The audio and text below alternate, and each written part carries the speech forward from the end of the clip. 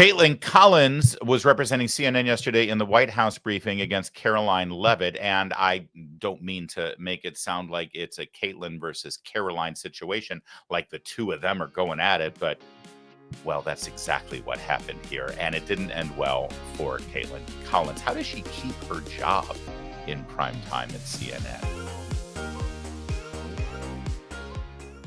Worth some speculation, but before we go there, watch Karoline take care of business yesterday. A federal judge over the weekend that the president had appointed to the bench in his first term in office basically argued that he could not deploy other states' National Guards to Portland, basically said that it was untethered, his argument, to what is actually happening on the ground. Which local officials in Portland have said that the National Guard is needed there? With all due respect to that judge, I think her opinion is untethered in reality and in the law. The president is using his authority as commander-in-chief, U.S. Code 12406, which clearly states that the president has the right to call up the National Guard in cases where he deems it's appropriate. And if you look at what has happened in Portland, Oregon, for more than 100 nights, I was talking to our law enforcement team about it this morning, for more than 100 days, night after night after night, the ICE facility has been really under siege by these anarchists outside. They have been disrespecting law enforcement. They've been inciting violence. We saw, again, a guillotine rolled out in front of this federal building. And so the president wants to ensure that our federal buildings and our assets are protected. And that's exactly what he's trying to do. And ultimately, in the case in Los Angeles, that judge ruled in the Ninth Circuit that panel of judges ruled that those troops could remain and that the president was well within his authority to do so. So we are appealing that decision. As you know, we expect a hearing on it pretty quickly. And we're very confident in the president's legal authority to do this. And we're very confident we will win on the merits of the law. All right. A couple of things here that I want to point out. First of all, choose your fighter. I'd love to know right now, if you're going to war, any kind of war of words, actual hand-to-hand combat, firearms even, if necessary, maybe a fashion war. You tell me which one you're picking, left or right here. Karoline or Caitlin. I know who I'm picking. That's point number one. Number two, not to be gratuitously nasty, but I think there's a reason why Caitlin Collins on her CNN show is always looking straight at the camera instead of in profile. Just saying. And finally, the basis of that question was so ridiculous. And if she was an informed reporter in the White House briefing room, she wouldn't have even picked this fight with Karoline, because you all know, because you watch this program every single day, that when a single judge comes out and says, oh, no, you can't do this, you can't have federal troops here. Well, if you watch every day, you know that a judge said the same thing about the troops in Los Angeles and in California and the National Guard. And the fact is the National Guard troops were called in to protect federal buildings in Los Angeles and protect federal officers carrying out their federal duties. And that's exactly what's going on in Portland right now. And sure, they found themselves a judge. Well, it was a Trump-appointed judge. So what? It doesn't matter who appointed the judge. Yeah, have you noticed that whenever it's an Obama or Biden-appointed judge that is at odds with President Trump, they never point out that it's an Obama or Biden-appointed judge? I mean, if it's relevant that this is a Trump-appointed judge, why is it not equally relevant when it's an Obama or Biden-appointed judge? But it doesn't matter. It's irrelevant. A judge is wrong, and the judge will be overturned. This has already been overturned at the appeals. And by the way, again, if she were an informed reporter, she would know that it's the Ninth Circuit Court of Appeals, the exact same appeals court and panel that has already overturned the previous judge's decision down in Los Angeles. So if you have all of that information already in your head and you know those things, then the only reason why you're positing this question to Karoline Leavitt is to create a fight, to create a moment, which is what she got. Or you don't have those thoughts in your head and you don't have the facts at issue. And if that's the case, well, you deserve exactly what you get. So go ahead. Go ahead, Caitlin, try your best.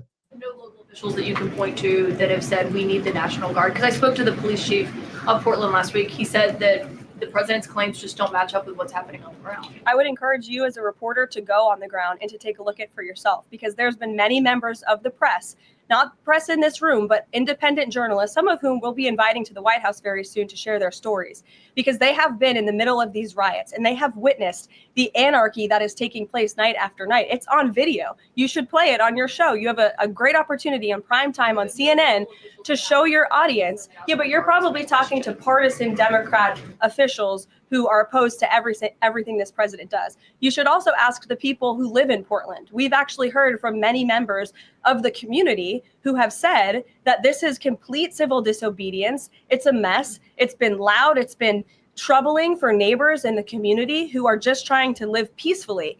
And these people are not there to peacefully protest. They are there to cause mayhem and havoc. That's right. She's so good. And Kaitlan is just completely disingenuous. And by the way, anybody that you see on television news right now is saying, well, it's the Portland police chief. He's not partisan. He's just a career law enforcement officer. If they're saying that, they are completely ignorant to how city police departments operate and how police chiefs get their job. Who hires a police chief? The mayor and the city council. Okay. So who's the mayor and the city council in Portland? I rest my case. Even more so, who continues to discipline and give marching orders to and rules of engagement to the police chief on a regular basis? Who does the police chief answer to? Same answer. This is why you often see in certain jurisdictions, like Los Angeles County, for example, you see one very distinct perspective and approach to law enforcement from the chief of police in Los Angeles compared to the sheriff of Los Angeles County. See, who hires the sheriff of Los Angeles County? We do. The people do. Who does the sheriff of Los Angeles County answer to? The elected officials on the Board of County Supervisors? No, he answers to us. And that's why you often see a very, very different approach from your county sheriff versus your city police department. And the fact that Kaitlan Collins either doesn't know that or pretends not to know that sort of blows away her credibility as a journalist. Sort of. But you know what? It's not good enough. Let's do a little extra digging to blow away any kind of journalistic credibility Kaitlan Collins has. Let's start with a recent appearance she had on a podcast where she's kicking back really cash, isn't she? I do love it when the teleprompter readers do this. It's best when Jake Tapper does it. Look at me, I'm Jake, man. Let's shoot the shit. Just gonna chill out here on your sofa and have a podcast convo. Buy my book. So Kaitlan starts to speak candidly about the Trump White House and how they treat the media. It's different because Trump is such an accessible president that, like, if he's just swearing in the ambassador to Greece, like, typically that wouldn't be a newsworthy event if President Biden or any typical president was probably doing it.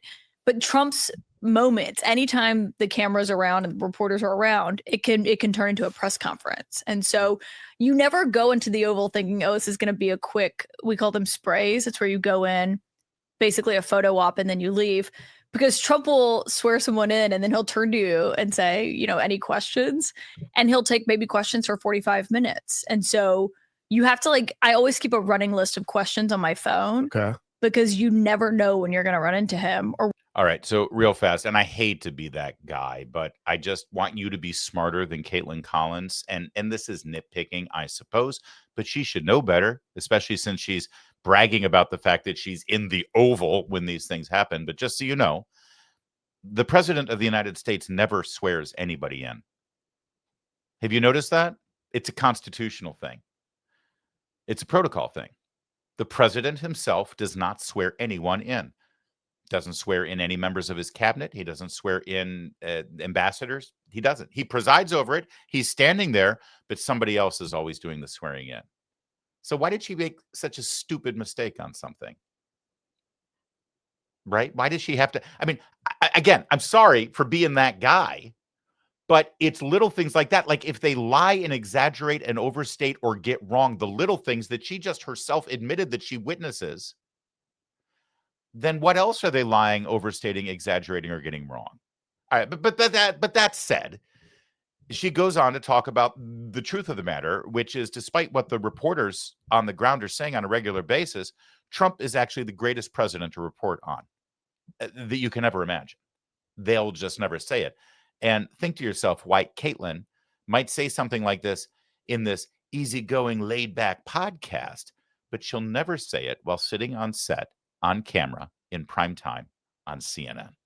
When he's going to start taking questions. And so you can't just have one or two. Like you have to have like 10 ready to go. Because you said the word typical president, right? Not your typical president. Typical president was swearing in someone from Greece, like we would know. Is that because of predictability?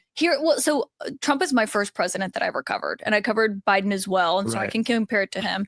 But even with President Obama, there are these moments in the Oval Office that everyone has come to know because you see them on TV so often. Right. But when you speak to reporters who covered President Obama, he almost never responded to shouted questions. It wasn't his thing. He didn't, he would have his moments with world leaders, and then you would leave the Oval.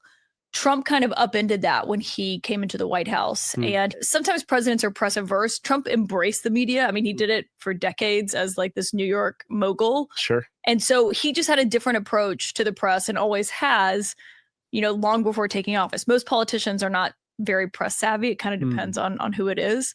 I think Trump always understood the value of a camera and a mic. Okay. A little bit more from this podcast, but I just want to also just give you a heads up where she says, this is the first president she ever covered having a press pass at the White House, to be specific and exact. But she did cover the Obama White House when she was a cub reporter there for the Daily Caller. We're going to show you how she covered the Obama White House back in the day, coming up in just a second. But a little bit more from this podcast, specifically about Donald Trump and how he is as president as she covers him. I don't sleep much. Not really. And nor does Do you? President Trump. No, I know. I slept 4 hours last night. And you feel fine? Okay, that's crazy. I'm on this is my 4th cup of coffee. 4 hours is nuts. 4 hours is I got Trump level. 4 hours. Yeah. And the night before was like 6. Before that was like 7. So it varies. But is that what he sleeps? Like 4 hours? He does not sleep. Yeah, I did Fox and Friends finance segment, and it was just on Gen Zs and finance. And one of the executive producers we just want to show you around, and they showed me the control room. And I said, how have things been in the control room as of late? She's like, none of us are sleeping because the president doesn't sleep. We're all working 2 times right now. Do you feel that's way? I was just talking to someone about this because we wrote this story on what traveling with him is like in the first term, because I had this source who said, you never want to be on Air Force One on a trip. And I said, why? You'd think you want to be in the axis of power close to Trump. He doesn't sleep on these trips. And you're going to Asia or something, and that's kind of the only time you're going to sleep before you go on this trip. Yeah. But Trump is just always up and talking, and he'll have them go wake staff up if they're asleep because he wants to talk to them. And so we have this big trip to Asia coming up, and you're not going to sleep on that flight. You don't sleep much. Okay. It's interesting that she's now whining about the fact that the reporters can't get any sleep because Trump doesn't get any sleep. And that's rough. It's really, my heart breaks for them. The good news is, though, Kaitlan and all of your colleagues there, you had 4 years to rest up when Biden was in the White House. God knows you got plenty of sleep then. And it's a good thing, too, because, when he was president, there was really nothing to report on. It was so boring, nothing going on at all. These people are the worst. But as I mentioned, we want to just delve into the history of Kaitlan Collins and how she got here from there. And what's most important is what there is, where there is, what there was for her. Meaning she started somewhere. You just heard me mention it a minute ago. She worked for the Daily Caller. That was her first job in journalism. Yes, that's right. The right-wing conservative website and media platform created by none other than Tucker Carlson.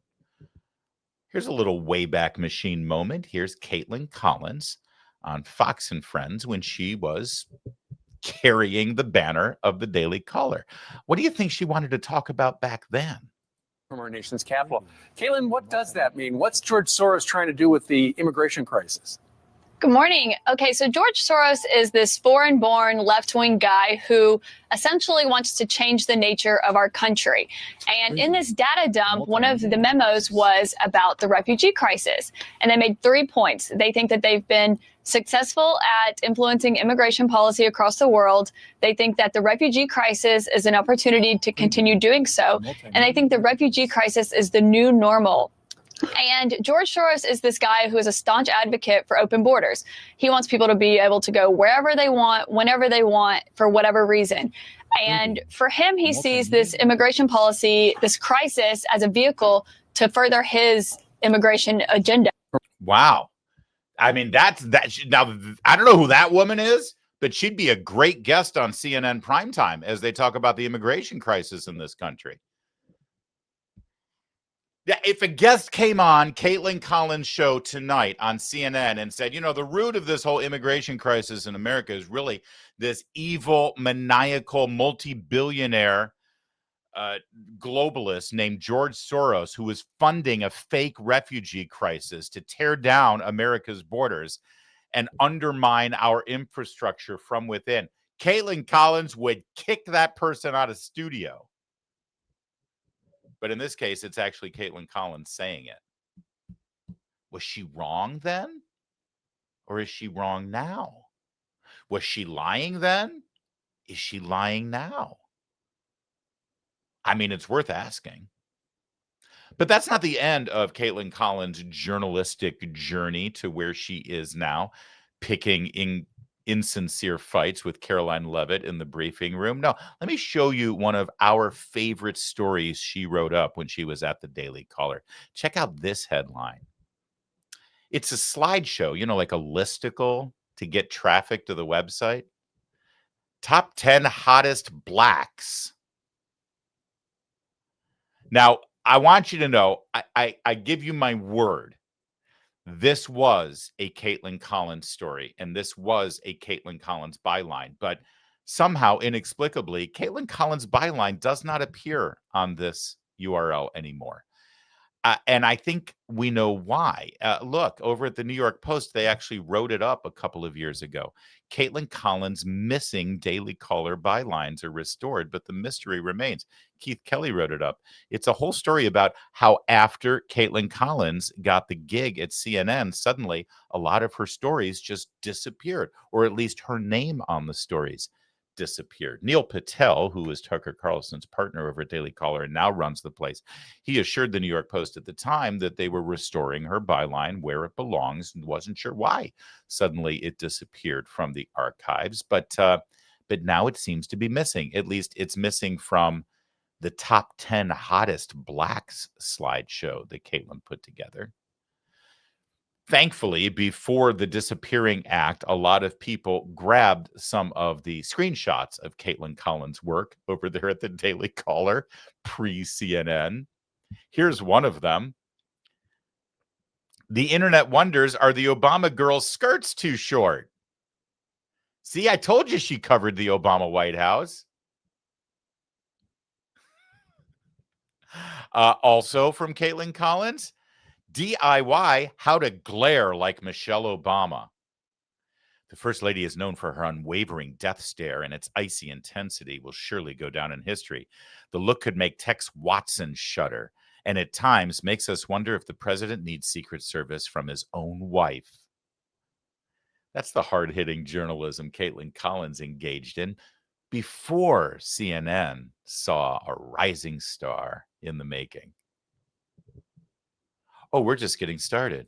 Kaitlan Collins also had this one, because she covered Trump too.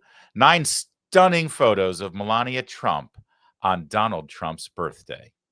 This is before President Trump was elected president and was in the middle of the campaign, June of 2016. Kaitlan Collins was then the White House correspondent. And we love seeing pictures of Melania Trump, stunning ones to be sure.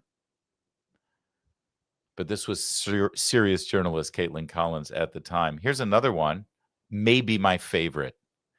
Ice bucket. Remember the ice bucket challenge, guys? That was some good stuff. Ice bucket challenge hipsters. These Guantanamo detainees did it first. I think this is a reference to waterboarding. Get it? Gitmo detainees got waterboarded in the war on terror, and that was just like the ice bucket challenge. Get it?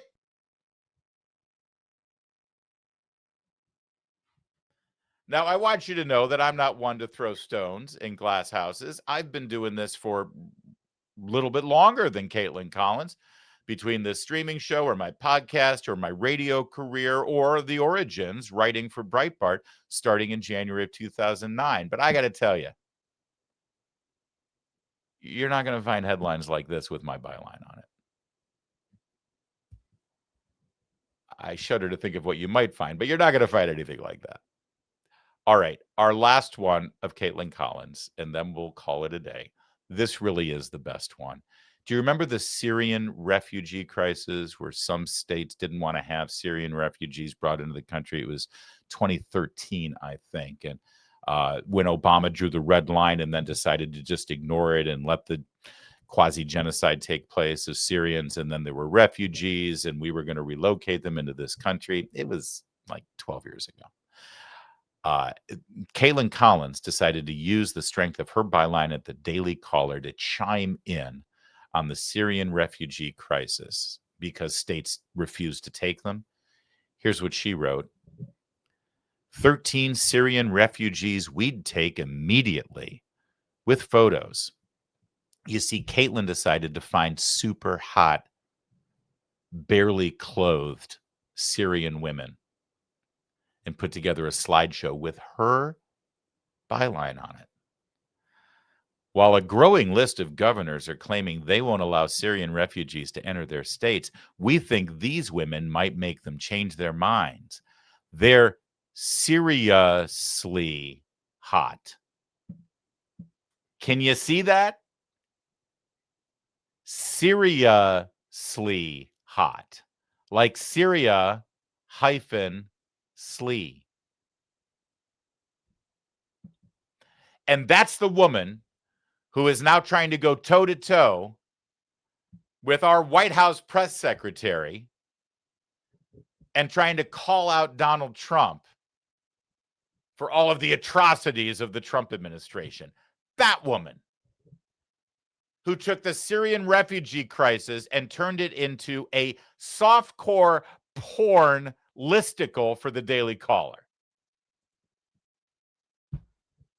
Never take a back seat to these people when it comes to morality, any sort of ethics, any level of judgment that they try to inflict upon you because of your political positions. Consider the source. Caitlin Collins. Seriously.